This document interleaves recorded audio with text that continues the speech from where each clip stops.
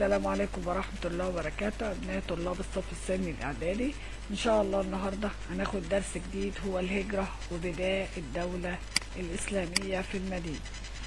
ما هو الأسلوب الجديد اللي اتبعه الرسول صلى الله عليه وسلم في نشر دعوته؟ بدأ يعرض نفسه على القبائل ووفود الحاجين اللي كانت بتيجي للحج في مكة كل عام، حيث بدأ يدعوهم لدخول الإسلام ويطلب منهم مساعدته في تبليغ الرسالة الإسلامية خارج مكة. طيب ليه الرسول عليه الصلاة والسلام اتخذ الأسلوب دوت في نشر دعوته؟ لأن قريش منعته من نشر الدعوة في مكة، وأثناء دعوته لوفود الحديد التقى في العام 11 للبعثة بستة من يثرب، دعاهم لدخول الإسلام فأجابوه لما تيقنوا أنه هو النبي اللي حدثهم عنه اليهود في يثرب، فعادوا لقومهم وبدأوا يدعوهم لدخول الإسلام. فجاءت بيعة العقبة الأولى، ودي كانت في السنة 12 من البعثة، حيث أن الستة اللي مشيوا السنة الماضية رجعوا تاني إلى مكة، وكانوا 12 رجل، 10 من الخزرج و2 من الأوس. طيب شروط البيعة بتاعة العقبة الأولى اللي كانت بين الرسول وال12 دول إيه؟ بيعوه على أنهم يؤمنوا بالله الواحد الأحد ولا يشركوا به شيئا، لا يسرقون، لا يزنون، لا يقتلون أولادهم، ولا يعصونه في معروف. دول شروط بيعة العقبة الأولى. قبل ما يرجعوا بلدهم الرسول عليه الصلاة والسلام أرسل معاهم مصعب ابن عمير، وده كان أول سفير في الإسلام عشان يعلمهم أمور دينهم. طيب مشيوا السنة اللي بتليها اللي هي بيعة العقبة الثانية، كانت في السنة 13 من البعثة. رجعوا تاني أهل يثرب إلى مكة في موسم الحجيج، بس المرة دي ما كانوش 12، كانوا 75، 73 رجل وامرأتين، والتقى بهم الرسول سرا في بيعة العقبة الثانية. طيب شروط بيعة العقبة الثانية ايه؟ أن يحموه وينصروه إن هاجر إليه، فبايعهم الرسول عليه الصلاة والسلام على ذلك، وأمر كل المسلمين الموجودين في مكة بالخروج إلى يثرب، فخرج الكثير منهم فرين بدينهم تاركين وراهم أموالهم وديارهم. قريش لما أدركت مدى خطورة تجمع المسلمين في مدينة يثرب سعت لمنع الرسول عليه الصلاة والسلام من اللحاق بهم، واجتمعوا زعمائهم في دار الندوة، المكان اللي كانوا بيلتقوا فيه، اتفقوا على أنهم يدبروا مؤامرة للتخلص من الرسول عليه الصلاة والسلام وألا يسمحوا له بالهجرة إلى يثرب.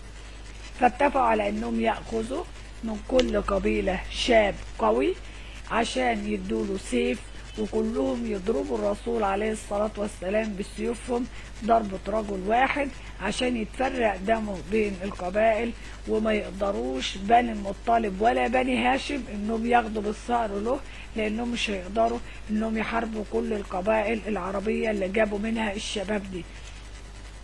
لكن ربنا سبحانه وتعالى حمى نبيه واخبره واذن له بالهجرة من مكة الى المدينة. طيب تعالوا نشوف خطوات الهجرة، ازاي الرسول عليه الصلاة والسلام هاجر من مكة الى يثرب. اولا ذهب سيدنا ابو بكر الصديق يخبره بالصحبة في الهجرة، وطلب منه اعداد راحلتين للسفر. بعد كده استأجر دليل امين عشان يدلهم على الطريق من مكة الى يثرب، وكان عبد الله بن أريقط، وكان لم يكن اسلم بعد.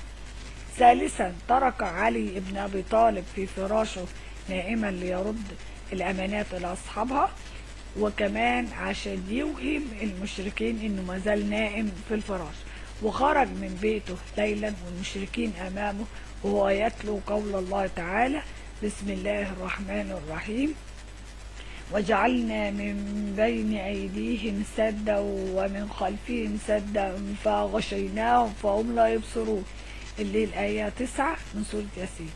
فخرج الرسول أمامهم كلهم وعينيهم مفتحة ومحدش فيهم شاف. ربنا سبحانه وتعالى بقدرته وعظمته أغشى عيونهم فما قدروش يشوفوا الرسول وهو خارج. رابعا راح الرسول على بيت أبو بكر الصديق وأخده وخرجوا بالراحلتين، وراحوا واختبأوا في غار ثور في جنوب مكة لمدة 3 ليالي حتى تيأس قريش من التدوير عليهم أو البحث عنهم. بعد كده كلف عبد الله بن أبي بكر الصديق رضي الله عنه بتتبع أخبار المشركين، وكلف أسماء بنت أبي بكر رضي الله عنها بإحضار الطعام لهما، وكلف عامر ابن فهيرة انه يرعى الاغنام حول الغار عشان يخفي اثار اقدام عبد الله بن ابي بكر لما يجيب اخبار قريش للرسول عليه الصلاة والسلام، ويخفي اثار اسماء لما تجيب الاكل والشرب لوالدها وللرسول عليه الصلاة والسلام في الغار. سادس حاجة، ربنا سبحانه وتعالى حافظه واعتنى بيه وحماه من أعين قريش لما وصلوا للغار فلم يستطيعوا رؤيته هو وسيدنا أبو بكر الصديق. طيب، خطوات الهجرة بقى من مكة إلى يثرب. لما جه الدليل عشان ياخدهم يوديهم من مكة إلى يثرب، سار بيهم في طريق غير طريق القوافل اللي كانت عارفاها قريش عشان يوصل يثرب بأمان بعيد عن أعين قريش. لو انت واخد بالك، بص، ده الطريق المعتاد اللي بتمشي فيه قريش من مكة إلى إيه؟ يثرب. أما الدليل فخدهم من الطريق المعاكس اللي هو الأخضر ده، هو ده طريق الهجرة اللي مشي فيه الرسول عليه الصلاة والسلام وأبو بكر الصديق من مكة إلى يثرب. طيب، ما يجي يقول لي بما تفسر نجاح خطة الرسول عليه الصلاة والسلام في الهجرة من مكة إلى يثرب؟ أولا السرية التامة، 2 التخطيط الجيد للأمر، 3 توفيق الله سبحانه وتعالى وعنايته برسوله، 4 اختيار القادرين على تنفيذ التخطيط. الرسول عليه الصلاة والسلام خروجه وأصحابه من مكة ما كانش بالأمر الهين عليهم ولا على قلوبهم، لأنها موطنهم وأحب البلاد إليهم، لكن التضحية في سبيل الدين ونشر الدين الإسلامي تجلت في قول الرسول عليه الصلاة والسلام وبيخاطب مدينة مكة عند خروجه منه: ما أطيبك من بلد وأحبك إلي، ولولا أن قومي أخرجوني منك ما سكنت غيرك. وده دليل على مدى شدة حب الرسول عليه الصلاة والسلام لمدينة مكة، موطنه اللي اتولد واتربى وعاش فيه. الرسول عليه الصلاة والسلام لو وصل المدينة بدأت مرحلة جديدة للدعوة الإسلامية، أصبح فيها للمسلمين مكان آمن يقدروا فيه يمارسوا شعائر دينهم بدون خوف. فأخذ الرسول عليه الصلاة والسلام يؤسس لبناء الدولة الإسلامية، حيث أن الرسول عليه الصلاة والسلام لما وصل مدينة يثرب أطلق عليها اسم المدينة، وأصبحت المدينة النبوية، وأول من أطلق عليها ذلك هم العثمانيين. نيجي نشوف إيه هي أسس بناء الدولة الإسلامية. 1 بناء المسجد، 2 المؤاخاة بين المهاجرين والأنصار، 3 وضع مبادئ التعايش مع الآخر. تعالوا نشوف أهمية كل ركن من دول. أولا بناء المسجد، الرسول عليه الصلاة والسلام أدرك أن الركن الأساسي هو الركن الأول هو بناء المسجد، فأقام الرسول المسجد، ودي أول حاجة عملها أول ما وصل لمدينة يثرب. طيب، إيه هي أهمية المسجد في الدولة الإسلامية؟ أولا مقر الحكم، لأن الرسول عليه الصلاة والسلام كان بيستقبل فيه الوفود من القبائل والدول اللي بتعلن إسلام. 2 دار للعبادة عشان كانوا بيمارسوا فيه الصلوات الخمس. 3 مدرسة لتعليم مبادئ الدين الإسلامي، لأنهم كانوا بيقعدوا فيه يتعلموا من الرسول عليه الصلاة والسلام مبادئ الدين الإسلامي اللي بينزلها عليه سيدنا جبريل.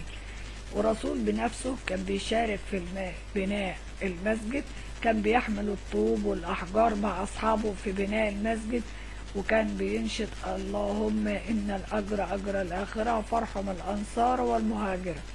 الأنصار مين والمهاجرين مين؟ الأنصار هم أهل مكة اللي كانوا في بلدهم ووعدوا الرسول أنهم يحموه وينصروه لو هاجر إليهم في مدينة يثرب.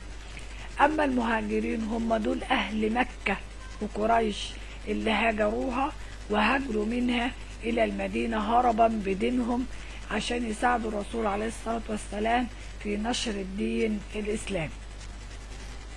عشان كده الرسول كان لازم يأخي بين المهاجرين والأنصار، وده الركن الثاني من أركان الدولة، حيث أخى بينهم. ليه؟ عشان يسود بينهم الحب والإخاء والتعاون، ويبقى مجتمع المسلمين مجتمع قوي. فكان لابد ان هو يأخي بين المسلمين والأنصار. فكانوا الأنصار بيتسابقوا في إيثار المهاجرين على أنفسهم في بيوتهم وأموالهم، وده ظهر وتجلى في الموقف لما آخى الرسول عليه الصلاة والسلام بين عبد الرحمن بن عوف وسعد بن الربيع الأنصار.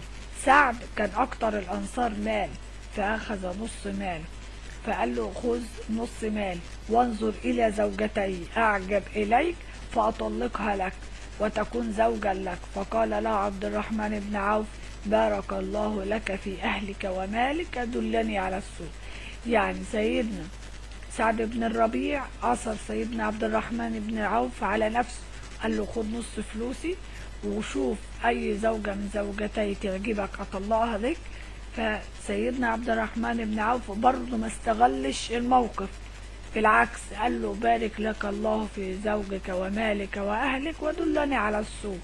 يعني هو ما استغلش الموقف، بل بالعكس هو كمان أثر إنه عايز يشتغل ويعمل كل حاجة بجهده هو وما ياخدش فلوس سعد ابن الربيع. آخر حاجة هي وضع مبادئ التعايش مع الآخر، ودي اللي بيطلق عليها صحيفة المدينة. طيب الرسول ليه وضع مبادئ التعايش مع الآخر في المدينة؟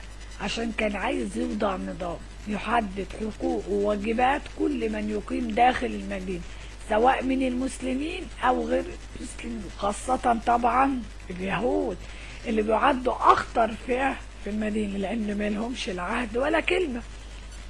طيب بما تفسر بيعتبر اليهود أخطر فئة في المدينة لأنهم عرفوا دايما بالغدر وخيانة العهود. فالرسول عليه الصلاة والسلام أراد أن ينظم علاقتهم بالمسلمين ليأمن شره، فكتب بينه وبينهم كتاب عرف بصحيفة المدينة أمنهم فيه على دينهم وأموالهم ودور عبادتهم، بشرط أنهم يتعاونوا مع المسلمين لحماية المدينة من أي عدوان. عشان بكده يقدر الرسول عليه الصلاة والسلام ينشئ أول دولة إسلامية في المدينة بقيادته صلى الله عليه وسلم. طب إيه هي شروط صحيفة المدينة؟ إن المسلمين من قريش اللي هم المهاجرين ويثرب اللي هم الأنصار ومن تبعهم فلحق بهم وجاهد معهم أمة واحدة دون الناس. يعني كده أصبح المهاجرين والأنصار كلهم على بعض كمسلمين أمة واحدة، لليهود دينهم وللمسلمين دينهم، إلا من ظلم وأثم فإنه لا يهلك إلا نفسه وأهل بيته. يعني إن المسلمين دينهم ولليهود دينهم، ومحدش فيهم يجبر التاني على دخول دينه. اللي هيحاول يعمل ده هيبقى أهلك نفسه وأهل بيته. طيب من خرج من المدينة آمن ومن قعد فيها آمن إلا من ظلم وأثم. يعني اللي يقعد في المدينة ويلتزم بنصوص صحيفة المدينة فهو آمن، واللي يخرج منها آمن، إلا اللي هيظلم أي اللي هيخون العهد يبقى ويأثم، يبقى هو ما يلومش إلا نفسه. وده اللي حصل مع معظم يهود المدينة، لأنهم خلفوا العهود اللي خد عليهم الرسول عليه الصلاة والسلام، فاضطر أنه يطردهم خارج المدينة. وده اللي هنشوفه في درس الغزوات الجاي إن شاء الله. أتمنى يكون الدرس فاهم، ولو في أي حاجة عرفوني وعلقوا في التعليقات.